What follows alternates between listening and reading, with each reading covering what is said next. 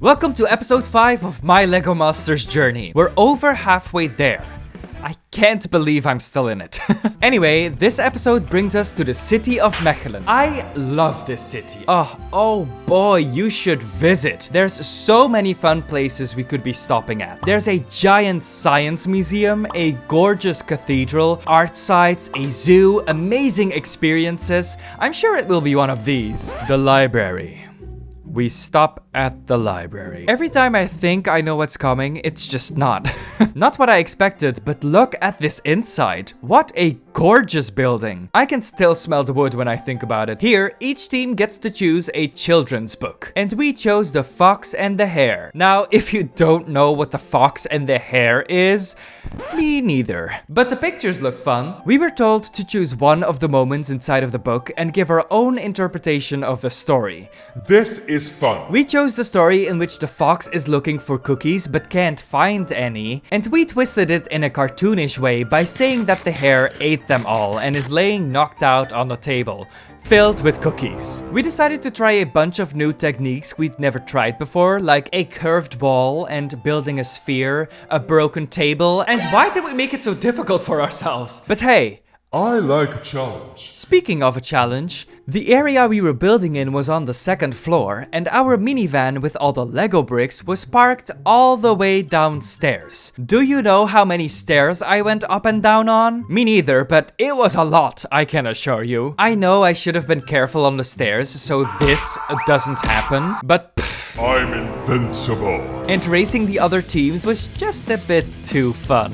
Anyway, besides all the challenges, things were going quite well for us. But that's when the first of two disasters struck. This episode had a twist. There was a group of children who had also created a little build based on our stories. I'm not gonna lie, the builds were very good, but we got a tree for our scene that was inside of a house.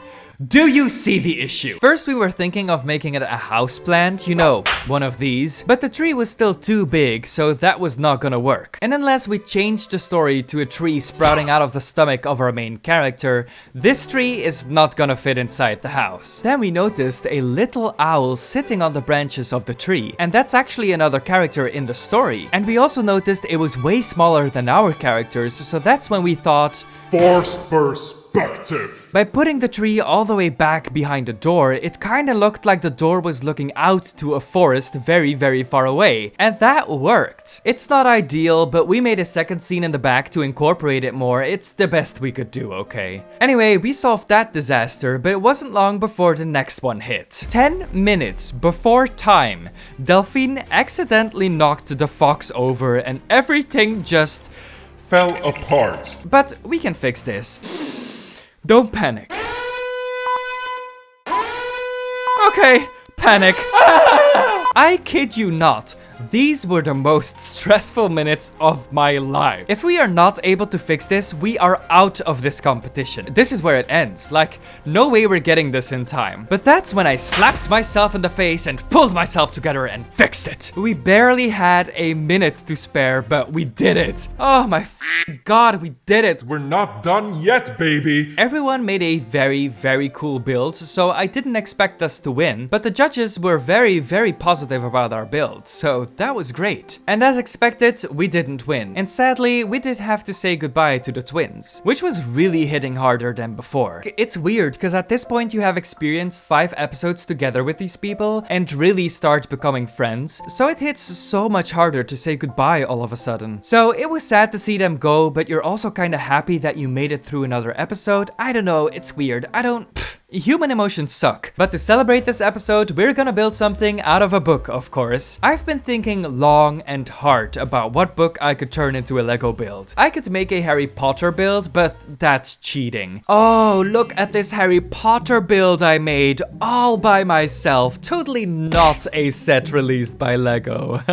No, we gotta do something else. The Hunger Games is too bloody. Akatar is, too spicy. maybe. I've recently been getting into Percy Jackson books again. I read these to filth as a child, quite literally. And I discovered that the author has started to publish more Percy Jackson books, so I've been on a readathon just to refresh my memory so I can get to the new books. Anyway, all this to say, I think I want to build something Percy Jackson related. But I'm not gonna stick entirely to the book. I'm gonna make use of my Creative freedom.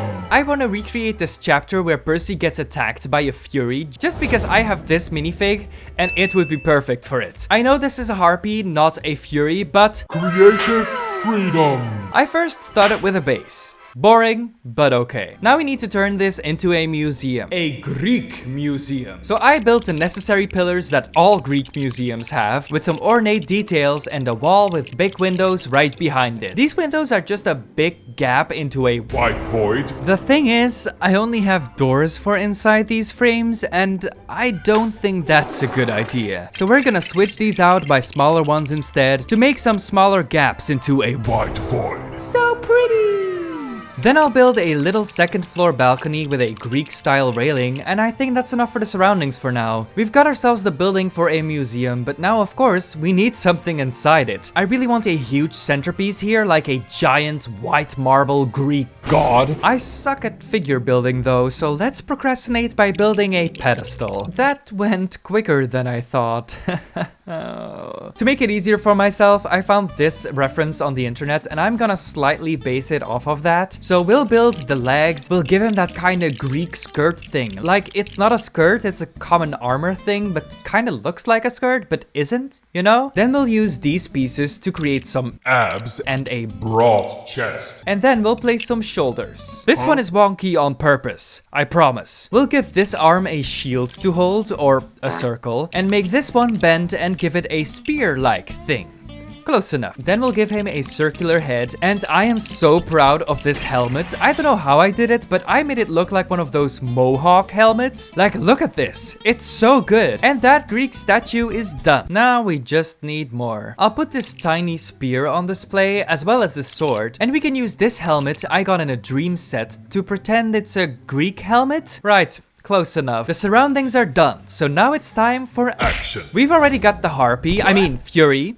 It's a Fury, but now we still need Percy Jackson. So I think I'm gonna take my clothes off for that. Because I think this outfit would look great on him. Yeah, he's just not yellow though, so we're gonna have to cut these hands off and give him some white ones. Now I'll give him just a scared looking face and some messed up hair, and ta-da!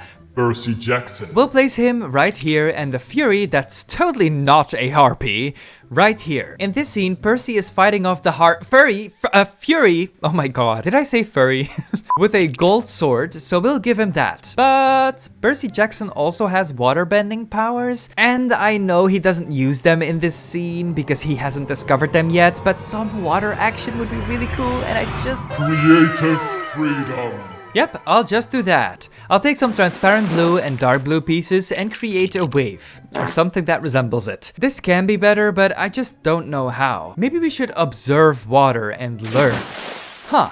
Okay, more splashes, I guess. And a towel, cause everything is wet now. I'll add some cheese slopes and use these blue fire pieces to use as splashes of water, and this wave is perfect. It's kinda weird that there's so much water in a museum though, like where does it come from? So I'm gonna put in some drains and we can imagine that's where the water came from. Although, those look kinda weird now. Maybe we need to place down an entire floor now to blend it in. I'll make it dark gray with a light gray Greek pattern and some dark tan along the walls. Yeah, that floor really pulls it together. Okay, so now we've got floors, walls, old stuff, illegal stuff, And action. what more do we need? Nothing really, I think we're done. This is pretty, it's unlike anything I've ever built. Okay, maybe the museum really resembles the giant Lego museum I am building right now, but the Greek stuff and the action stuff really is a first for me. Except if you think about that Mickey bending water build. Ugh, it's a first, okay? It really turned out great, and I low-key think I want to make some Greek or Percy Jackson inspired builds one day. Let me know in the comments if you'd like to see that. But now it's time for the challenge, and it's still not the last one apparently. apparently. I challenge you To read a book and touch grass. Nah, just kidding. I challenge you to take a book, it can be something you're reading now, your favorite book, or a book from your childhood, and build a Lego build inspired by that book. It can be a character, a scene, a landscape, heck, you can even build that book with Lego. Surprise me. Post your builds on Instagram with the hashtag LittleBuildMasters and tag me, LittleBuildPlanet, in your posts and I'll for sure see it. Thank you so much to everyone who's participated this far. Let's continue this, shall we? Apparently, we're not done with Lego Masters yet, so please subscribe to see where this journey ends. See you in the next episode.